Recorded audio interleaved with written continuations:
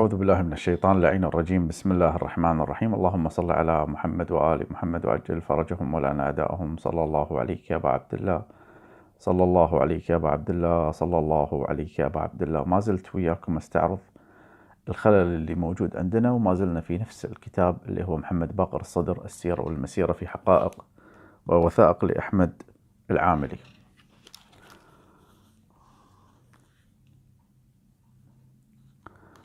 وصلنا إلى الصفحة 58، الأمثلة اللي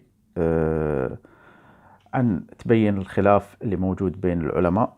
يقول: ومثال رابع الشيخ هادي الطهراني الذي كاد أن لا يباري الآخوند الخراساني في زمانه إلا هو والميرزا حبيب الله الرشدي، حتى سمع الشيخ صدر الإسلام محمد أمين الإمام الخوئي بنفسه من بعض من كان ينتسب إلى الشيخ الطهراني، وقرأ على بعض فضلاء وتلاميذه اعتقاده بأن أكابر أعلام الشيعة مثل المفيد والطوسي والحلي والعلامة والشهيدين ومن في طبقتهم لو كانوا حاضرين في عصر الشيخ كانوا يتبادرون إلى حضور درسه والاستفادة من حضرته، وكلهم يعترفون بأعلميته وتقدمه عليهم. دائما هذه المبالغة يعني. يقول الشيخ بوزرق الطهراني: عاد يبدي الحسد في ترجمة رضا الهمداني، وقد أصر علماء عصره على الطعن بالحجة الجليل الشيخ هادي الطهراني حسدا لمكانته، كما تعرض لنكبته السيد محسن الأمين في ترجمة الشيخ الهمداني أيضا، حيث يقول: كان في عصره رجل في النجف اسمه الشيخ هادي الطهراني مشهور بالفضل، له حلقة درس كبيرة ومؤلفات مطبوعة، يقال إنه كان يطيل لسانه على أكابر العلماء، ولعله لما كان يعتقد في نفسه من الفضل والتفوق، وقد شاهدناه في النجف وكثر الكلام في حقه من كثير من أكابر العلماء حتى وصل إلى حد التكفير. إذن علماء كفروا عالم، فانحل أمره وتناقص عدد حلقة درسه إلى ما يقرب من عدد الأصابع أو يزيد قليلا، وكان ذلك قبل ورودنا النجف وردناها والحال على ذلك. وفي بعض أوقات وجودنا فيها ثارت ثائرة جماعة من العلماء عليه فأصدروا فتاواهم بتكفيره. إذن هناك تكفير بين علماء الشيعة ومراجعهم. لحد يعتقد يعني أن الحالة وردية والأمور تمام التمام، هذا اعتقاد خاطئ أكثر من مثال ضربت لكم. وأرسلوا إلى شيخنا المترجم ليشاركهم في ذلك فأبى، وقال: التكفير أمر عظيم لا أقدم عليه بمثل هذه النسب. وصارت يومئذ مسألة الشيخ هادي حديث الناس من العلماء والطلاب وغيرهم في مجالسهم ومحافلهم. وأضاف في موضع آخر: تصدى للتدريس فتهافتت عليه الطلاب وعجبوا بحسن أسلوبه في الإلقاء والأملاء وبجودة تحقيقه في ذلك وحسن بيانه، وطار ذكره وكثرت تلاميذه وانتشروا في الأقطار، وكانوا مغالين به يفضلونه على معظم العلماء من المعاصرين والقدماء. وكان لهذه المزايا ولما طبع عليه من علو الفطرة لا يعجبه كثير من العلماء، وربما أوقع في بعضهم وجهلهم وفند آراءهم. كلش ولا تفند آراء العلماء، ما يحبونها. وصرح بمؤاخذتهم، فاغتنم هذا فيه بعض معاصريه أو مفاخريه، فحمل بإغراء أتباعه على إعلان تكفيره. شوف إلى أي درجة يوصلون، إلى تكفيره. بينما هذين العلماء لو تدز لهم عن بعض مشايخ النواصب المشهورين بلسانهم الطويل البذيء على الشيعة، راح تشوفه أنه يتجنب أنه يكفره. فكان لهذه الواقع دوي في المحافل الدينية وغيرها في العراق وغيره، وتحزب الناس حزبين، وانبرى لنصرته وبراءته فريق من العلماء، منهم الشيخ محمد حسين الكاظمي والملا محمد الإيرواني وغيرهما. يعني صار فرق، خلاص انقسموا الشيعة.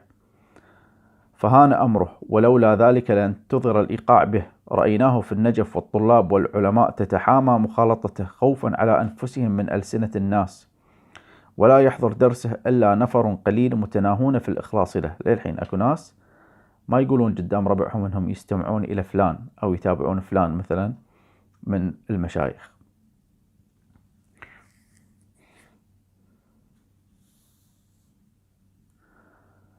لا يبلغون 15، وكان يحضر درسه أولا فضلاء العرب والفرس، فلما جرى عليه ما جرى تحامى الناس حضور درسه خوفا من الناس مع رغبتهم في حضوره. وكانت حادثته هذه في عصر الميرزا الشيرازي والميرزا في سامراء، فلم ينبس فيها ببنت شفة إلا أنه قطع السؤال عنه. وكانت هذه الحادثة قبل مجيئنا إلى النجف، ودخلناها وحالته كما ذكرنا من تحامي الناس درسه سوى خاصته. وكان يدرس نهارا في بيته وليلا على سطح الكيشوانية القبلية الشرقية. ثم جدد أمر الهياج عليه ونحن بالنجف من أكثر العلماء هاجوا عليه، إلا شيخنا الآغا رضا الهمداني، فلم يدخل في ذلك ولم يرضى أن يجري ذكر هذا الأمر في مجلسه بحرف واحد. وإلا شيخنا الشيخ محمد طه نجف، وكان كثير من الناس يغالي في علمه وفضله. لكن الذي سمعته من السيد علي ابن عمنا السيد محمود، وكان ممن حضر مجلس درسه، أنه ليس بتلك المنزلة من المغالاة، وإن كان في مرتبة سامية من الفضل، وأن الناس في حقه بين الإفراط والتفريط، ولكن من المحقق أنه كان يطيل لسانه على العلماء، ويقال إنه صنف حاشية على رسائل الأنصاري سماها الحسام المنتظى على الشيخ مرتضى. وكان يقول للشيخ حسن ابن صاحب الجواهر وهو في مجلس درسه أن أباك ليلة كتب هذا المطلب كان عشاؤه طبيخ الماش ونحو ذلك، ومثل هذا يقع كثيرا من العلماء، وخصوصا من ذوي الأفهام الحادة والأفكار الواسعة. فالمسألة كثيرة جدا، أقدر أقرأ لكم، بس يعني وايد في أمور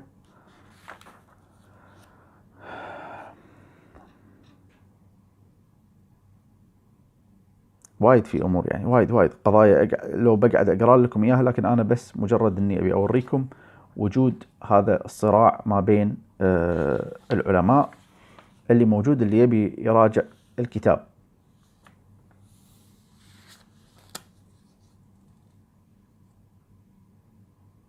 شوف على سبيل المثال، طبعا حوادث كثيرة، كل هذه الأوراق فيها حوادث ما أقدر أقراها كلها، لكن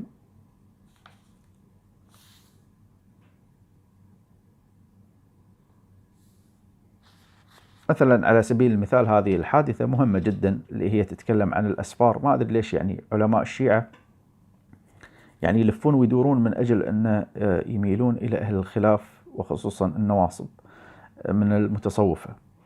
يقول في رقم 7 في الصفحة 65: من قبيل ما حدث بين السيد حسين البروجردي وبين السيد محمد حسين الطباطبائي بعد عودة الأخير، يعني عودة الطباطبائي من تبريز إلى قم، وشروعه بتدريس الأسفار اللي هو الأسفار المتعالية، أسفار الحكمة المتعالية للملا صدرة. واجتمع أكثر من 100 طالب في درسه، فقد أمر السيد البروجردي بقطع رواتب من يحضر هذا الدرس، وأرسل إلى السيد الطباطبائي الحاج أحمد الخادمي يبلغ بأنه هو بنفسه درس الأسفار ولكن بشكل مخفي. شوف إلى أي درجة، وأن هذا الدرس ليس من الدروس المتعارفة في الحوزة. فأجاب الطباطبائي بأنه درس ما هو متعارف في الحوزة من فقه وأصول، وأنه لا يقل عن الآخرين في هذا الجانب. وقد انقطع الأمر عند هذا الحد، ولم يتعرض لهم السيد البروجردي بعد ذاك، وأرسل إلى السيد الطباطبائي ذات مرة نسخة من القرآن الكريم من أصح وأجود المطبوع. وكان الشيخ حسين المنتظري يدرس المنظومة فتعطل درسه، ولكن السيد البروجردي إنما كان يعارض درس الأسفار والمنظومة، ولم يعارض تدريس فلسفة ابن سينا وفلسفة المشائين، أو الضغوط التي سببتها تعليقة السيد الطباطبائي على كتاب بحار الأنوار، والتي أدت بمتولي طبع الكتاب إلى الاعتذار منه عن متابعة طبع بقية التعليقة بعد أن توقفت عند الجزء السادس. وكان السيد الطباطبائي يرفض التخفيف من التعليق باعتبار أن منزلة الإمام الصادق أعظم من منزلة صاحب البحار، وكان يردد: قد أخطأ المجلسي، قد أخطأ العلامة. وكان السيد عبد الهادي الشيرازي قد أصدر بيانا من النجف الأشرف نشره في قم إثر تعليق السيد الطباطبائي على البحار، وبحسب المصدر فإنه تقريبا قد كفره. وطبعا ليش الطباطبائي يعلق يعني حاط على صاحب البحار يعلق عليه؟ لأن صاحب البحار قاعدة حق المتصوفة والصوفية، خصوصا في كتاب عين الحياة. إذا أحد عنده كتاب عين الحياة يشوف العلامة المجلسي نازل خوش نزلة على المتصوفة، وهذا الطباطبائي يحب الصوفية، فعلشان كذي يتحامل على شو اسمه على العلامة المجلسي. ويشير السيد طباطبائي في بعض كتاباته إلى ظاهرة حمل مقولة مخالفة العلماء حمل قميص عثمان، ويؤكد على أن حسن الظن بالعلماء واحترام شخصيتهم الدينية شيء، واتباع نظرياتهم العلمية وأفكارهم العقلية شيء آخر. انزين، بنية حق قضية ثانية اللي هي قضية هوشة البروجردي مع الخميني.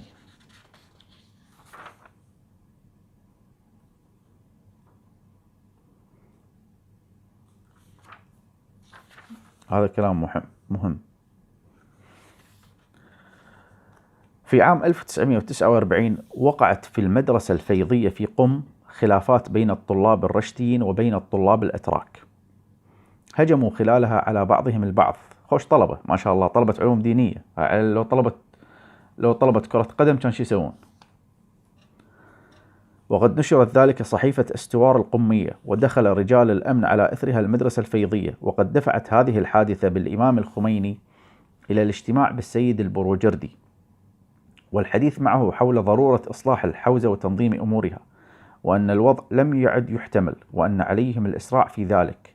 وكان السيد البروجردي يسعى بشدة لإصلاح الوضع، إلا أن المقربين منه كانوا يحولون دون ذلك. وكان مدير الفيضية في ذلك الوقت الحاج الميرزا عبد الحسين صاحب الدار البروجردي، الذي لم يكن حسب المصدر محبوبا من قبل الطلاب، وكان المقربون من السيد البروجردي يحمونه ويحرصون على بقائه في منصبه، قاعد على قلوبهم كذي، هاي الحوزة كذي.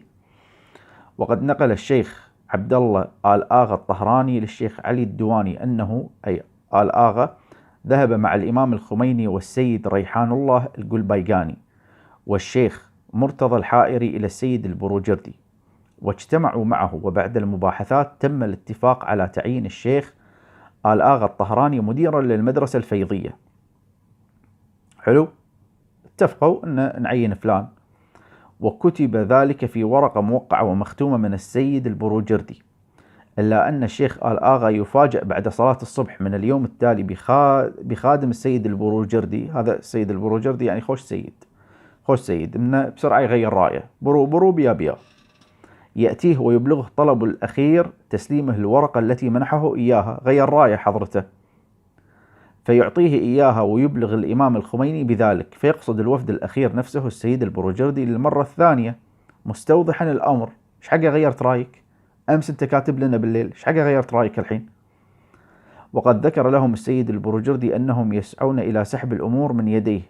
ويسأله الإمام يعني الخميني يسأله: سيدنا، أن أعضاء هيئة المصلحين أقاموا عدة جلسات وعملوا حتى استطعنا الحصول على هذه الورقة، يعني 60,000 فكرة واجتماع عشان حضرة المرجع يوقع لنا، والحين جاي يسحبها بسرعة. وكان الجميع مسرورين لأن العمل قد أتى ثماره. ماذا استجد حتى سحبتم الورقة من الشيخ عبد الله؟ إيش حقه سحبتها؟ إيش حقه غيرت رأيك؟ فأجاب السيد البروجردي: لقد ذكروا لي بعض الأمور التي جعلتني أخشى أن يسوء الوضع مع وجود توقيعي وختمي. عالم بسرعة يلعبون بمخه. ثم إن من الممكن العمل على هذا النحو. فقال الإمام: لا بد من وجود الورقة، من غير ورقة ما راح نشتغل. فقال السيد: لا، ليس ذلك ضروريا. فقال الإمام: إن الشيخ عبد الله لن يحرك ساكنا طالما أن الورقة ليست بحوزته. عندها تدخل بعض الأصحاب، فقال السيد البروجردي: من أين لي أن أعلم بأنكم ستقومون بإصلاح الوضع؟ عقب كل هالاجتماعات اللي قاعدين وياك، ما أدري يعني شنو، قاعدين مثلا يتسلون وياك ولا قاعد يتفقون على لعبة جنجفة. فأجابه الشيخ مرتضى الحائري بغضب وهو يرمي عمامته أرضا: وهل نحن مفسدون؟ إن أبي قد أجاد في تأسيس هذه الحوزة والآن نحن مفسدون؟ ومع تدخل بعض الأصحاب يضرب الإمام الخميني بفنجان الشاي الذي كان في يده عرض الحائط فيكسره. يعني هو رايح عند البروجردي ومقدمين له شاي، أخذ قلاص الشاي وضرب فيه الحائط وكسره. ويقوم السيد البروجردي ويدخل إلى الدار، بينما يقوم الوفد ويخرج.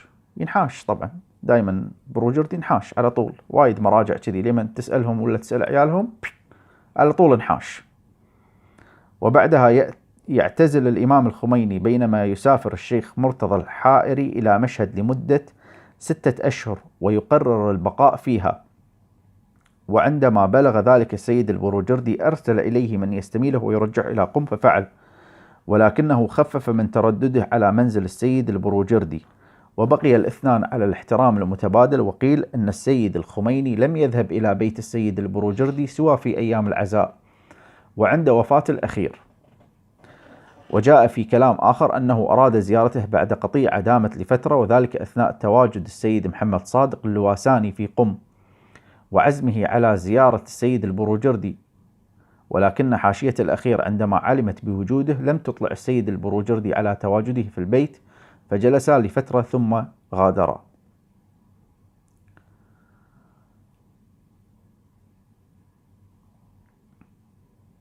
كما أن الشيخ مرتضى المطهري كان أحد الكوادر العاملة إلى جانب الإمام الخميني في سبيل إصلاح الحوزة ضمن ما عرضناه في النقطة السابقة. وبعد فشل المشروع اتخذ المقربون من السيد البروجردي موقفا سلبيا منه، وكلما أراد توضيح موقفه كان يقابل برفضه الاستماع إلى شهادته، فلجأ إلى كتابة رسالة إلى السيد البروجردي يوضح فيها الموقف ويعترض بأنه في أي نظام تتم فيه محاكمة المتهم غيابيا دون سماع شهادته. تخيل كذي يعملون بعض العلماء. وطلب من الشيخ حسين المنتظري تسليمه إياها شخصيا، ولما التقى به رفض السيد البروجردي استلامها. زي استلمها، شوف ايش كاتب لك، ايش بيقول لك، يعني ايش بيصير فيك. فكان من الشيخ المطهري أن انتقل إلى طهران ليبدأ مرحلة جديدة من حياته في الجامعة. حتى الخميني يعني تعرض إلى كثير من الظلم من قبل العلماء اللي كانوا موجودين حسدا لأنه هو صارت باسمه الثورة. فيقول: أو ما كان يلقاه الإمام الخميني من الوسط العلمائي، مو من عامة الناس، من ناس علماء، وسط علمائي، وكانوا إذا أرادوا أن يمسكوا كتاب المنظومة يستعينون بخرقة لئلا يتنجسوا، أو أنهم يعتبرون الشخص الذي يدرس الفلسفة عديم الدين، حتى أن البعض كان يتهمه بأنه لا يصلي. لما أقول لكم أكو يعني غيبة ونميمة في الحوزة، إنما يتهمون الإنسان بشيء لا يوجد فيه. يعني أنت مهما تختلف مع شخص، مع الخميني مثلا، بس مو معقول أنه هو ما يصلي، يعني شو ما يصلي. وفي هذا المجال يقول نجله السيد أحمد: أعتقد أن نضال الإمام ضد المتظاهرين بالقداسة داخل الحوزة كان أصعب بكثير من نضاله في ساحة الصراع السياسي. أنت جرب أنك أنت تحاول تصلح الوضع الشيعي، تتكلم مع الشيعة عن المراجع، تشوف أصعب من لو أنك أنت تهدي مخالف. أصعب، الناس ما تتقبل. وبيانات ورسائل الإمام الخميني تشتمل على الكثير من الانتقادات التي يوجهها إلى الحوزة والحوزويين. يحتاج أن أحد يدرس هذه الرسائل ويعني يتلمس مواضع الخلل اللي موجودة عندنا في الحوزة. ولعل آخرها وأشدها ما يعرف بالفارسية بمنشور روحانية، وهو عبارة عن ندائه إلى الحوزات العلمية الذي وجهه بتاريخ 22 فبراير 1989 قبيل أشهر من وفاته، والذي أثار في حينه على ما سمعته من بعض معاصري الأحداث بلبلة في الوسط الحوزوي كادت أن تقلب الموازين فيها بسعي من السيد أحمد الخميني لولا تدخل بعض الشخصيات، ونحن نترجم مقاطع منه. يعني الحين يبيب مقطع من كلام السيد الخميني بالفارسية. يقول: طبعا هذا لا يعني أن ندافع عن جميع رجال الدين، لأن رجال الدين المرتهنين والمتظاهرين بالقداسة والمتحجرين لم يكونوا قلة وليسوا كذلك. عشان لا أحد يقول يعني هذه الفئة اللي أنت قاعد تتكلم عنها أو تقصدها هاي أمور شاذة نادرة، لا، وليسوا كذلك. في الحوزات العلمية يوجد من يعمل ضد الثورة والإسلام المحمدي الأصيل، واليوم هناك أشخاص يلجؤون إلى مظاهر القداسة من أجل تحقيق مآربهم في ضرب أصل الدين والثورة والنظام، وكأن هذا شغلهم الوحيد. أن خطر المتحجرين والمتظاهرين بالقداسة الحمقى في الحوزة العلمية ليس بالقليل، مو شوية، عشان لا أحد يقول شوية والحمد لله الأمور مستتبة وكل شيء تمام. وعلى الطلاب الأعزاء أن لا يغفلوا ولو للحظة واحدة عن هذه الأفاعي، أن هؤلاء يروجون للإسلام الأمريكي. تخيل هذيلا داخل الحوزة، وكثير مثل ما قال الخميني، يعني مو شوية هم في الحوزة، كثيرين. وهم أعداء رسول الله. تخيل أن أعداء رسول الله كثرة في الحوزة يدعون أنهم نواب الإمام الحجة، وهذيلا بعدين راح يطلعون ويصيرون يفتون على رؤوس الناس، والناس تروح تبوس أياديهم وتقدم لهم الأموال، ويظلون هم وعيالهم ووكلائهم وأصهارهم لا يشتغلون ولا شيء، يأخذون من فلوس الإنسان التعبان اللي قاعد يشتغل من الصبح لليل ويعطيها التعابة الكسالة، وهم أعداء رسول الله. ألا يجب في مقابل هذه الأفاعي ذات الملمس المخادع المحافظة على اتحاد الطلاب الأعزاء؟ في بداية المواجهة الإسلامية كنت إذا قلت أن الشاه خائن تسمع مباشرة من يقول أن الشاه شيعي. هناك مجموعة من المتظاهرين بالقداسة الرجعيين كانوا يحرمون كل شيء، ولم يكن بوسع أحد الوقوف بوجههم. إن النزف الذي ألحقه هؤلاء المتحجرون بقلب أبيكم العجوز لم تلحقه به أي من الضغوطات والصعوبات الأخرى. تخيل الخميني اللي بثورة ضد نظام يعني جذوره متشبثة في القاع، ضد الأمريكان، ضد السوفييت، ضد العرب النواصب، ضد الخونة اللي موجودين في الداخل. فوق هذا الخميني يقول شفتوا قلبي أنا ما تأذى من المؤامرات الأمريكية والإسرائيلية ونواصب العرب كثر ما تأذى من هذيلة الناس الحمقى اللي هم داخل الحوزة، واللي هم أعدادهم كثيرة ليست قليلة، واللي هم أعداء رسول الله صلى الله عليه وآله. لم تلحقه به أي من الضغوطات والصعوبات الأخرى. عندما راجعت مقولة فصل الدين عن السياسة وصار معنى الفقاهة في منطق غير الواعين عبارة عن الغرق في الأحكام الفردية والعبادية، وصار ممنوعا على الفقيه أن يخرج من هذه الدائرة ويكسر طوق هذا الحصار ليتدخل في أمور السياسة والحكومة، صارت حماقة رجال الدين في طريقة تعامله مع رجل الدين في طريقة تعامله مع الناس تعد فضيلة. وبزعم أحدهم فإن مؤسسة رجال الدين كانت تلقى الاحترام والتكريم عندما تتدفق الحماقة من جنبيها، وإلا فإن العالم الخبير بأمور السياسة ورجل الدين العاقل والواعي كان يعتبر مكارا. أن هذه المسائل كانت رائجة في الحوزات، حتى أن كل من يتمايل أكثر في مشيه يعد أكثر تدينا. الحركات هذه يمشون شوي شوي ويسوون حركات ويحطون إيدهم على صدرهم ويتحكى بطريقة ما أدري شلون صايرة. كانت دراسة اللغة الأجنبية كفرا، ودراسة الفلسفة والعرفان ذنبا وشركا. في المدرسة الفيضية شرب ابني الحدث، يعني اللي ما بلغ، المرحوم مصطفى الماء من الإبريق فغسلوه لأنني كنت أدرس الفلسفة. طبعا هذا تدريسك الفلسفة غلط، يعني لا ترجع. الأخذ من غير علوم أهل البيت عليهم السلام خطأ. لا يساورني شك في أن الوضع السابق لو طال لوصلت مؤسسة رجال الدين والحوزات إلى ما كانت عليه الكنائس في القرون الوسطى، ولكن الله من على المسلمين وعلى هذه المؤسسة بحفظ الكيان الحقيقي لهذه الحوزات. عندنا أيضا الصراع اللي كان بين محسن الحكيم ومهدي الخالصي. يقول أن السيد محسن الحكيم تعرض لنقد شديد إثر إفتائه بطهارة أهل الكتاب، فقد كتب الشيخ محمد الشيخ مهدي الخالصي وكان مقيما حينها في كاشان، أفتى الحكيم بكذا وثبت كفره على طول. تكفير، جنوم علماء الوهابية تكفير على طول. وقال يوم ذاك إنه في الوقت الذي نواجه فيه اليهود فإن فتوى من هذا القبيل تدل على كفر ونفاق مفتيها، يعني يتهم محسن الحكيم بأنه كافر ومنافق.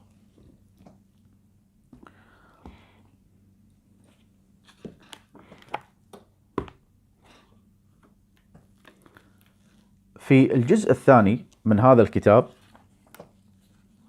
في الصفحة 40 يبين لنا عن زيارة الخميني للخوئي، فيقول أما لدى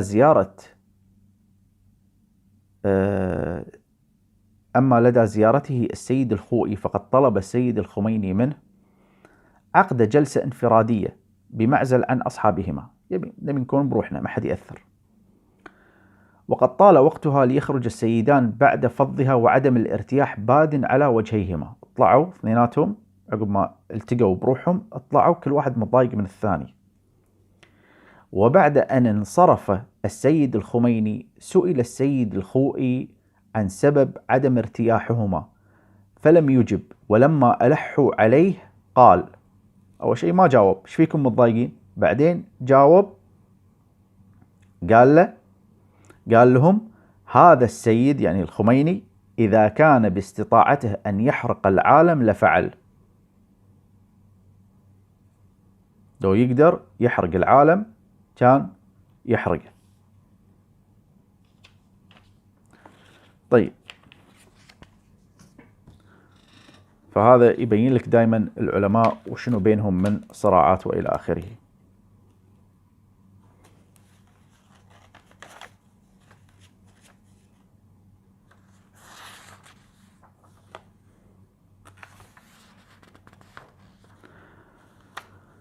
طبعا مسألة تسفير الإيرانيين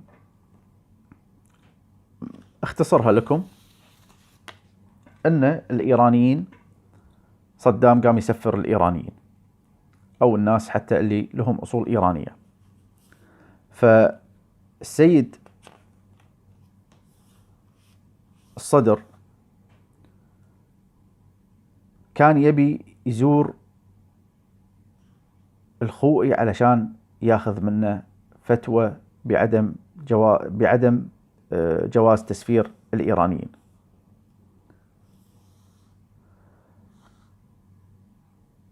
وقال له أنت زعيم الحوزة والطلاب بحاجة إليك في محنتهم،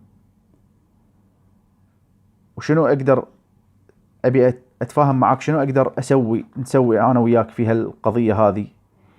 هني الحكومة العراقية لعبت لعبة مع الخوئي، أنه ما نسفرك، رغم أنه هو مو عراقي أصلي، ما نسفرك يا الخوئي، وفي ناس من جماعتك من ربعك من أقاربك ما نسفرهم، لكن في المقابل لا تطلع أي شيء يعني، وتعذر من أنك أنت تاخذ موقف من هذه القضية.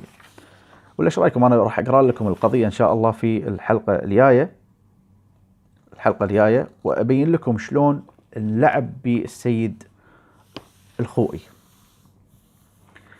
بس احنا بدام احنا بهالحلقه ابي اذكر لكم بعض الفيديوهات المهمه اللي اتمنى انكم تتابعونها. مثلا في فيديو بعنوان لماذا صنف الكرماني كتاب فصل الخطاب، هذا فيديو لي على اليوتيوب ممكن لكم تتابعونه. فيديو آخر بعنوان مثلا إلى الذين لا يعبدون الرجال. فيديو أيضا تقليد العامل برأيه. محاضرة الصنمية هذه أيضا مهمة جدا. أيضا عندك إذا أنت تروح تستمع إلى حلقات قريت فيها كتاب اللي هو الأصول الأصيلة للفيض الكاشاني، وكتاب اللهم صل على محمد وآل محمد، وكتاب سفينة النجاة أيضا للفيض الكاشاني، مهمين جدا أنك أنت تطلع عليهم وتشوفهم، وراح تستفيدون منهم وايد. في عندنا حلقتين أيضا سوينا، حلقة الشيخ الكليني والتقليد، وحلقة بعنوان الحر العاملي والتقليد، وبينا ذم التقليد عند هذين العالمين. فأتمنى أنكم أنتم تتابعون هذه المحاضرات وتستفيدون منها. في الختام أنا أتمنى أن اللي ما اشترك للحين في قناة خادمكم محمد مصطفى يعقوب على اليوتيوب يشترك. هذه السلسلة شوية مطولة ويانا، لأن راح أقرأ لكم كثير من الأمور، لأن في ملوك الترقيع نبي يعني نسد المجال عليهم، لأن ملوك الترقيع دائما يرجعون بأن كل شيء تمام والحوزة حلوة والأمور تمام التمام وإلى آخره. عموما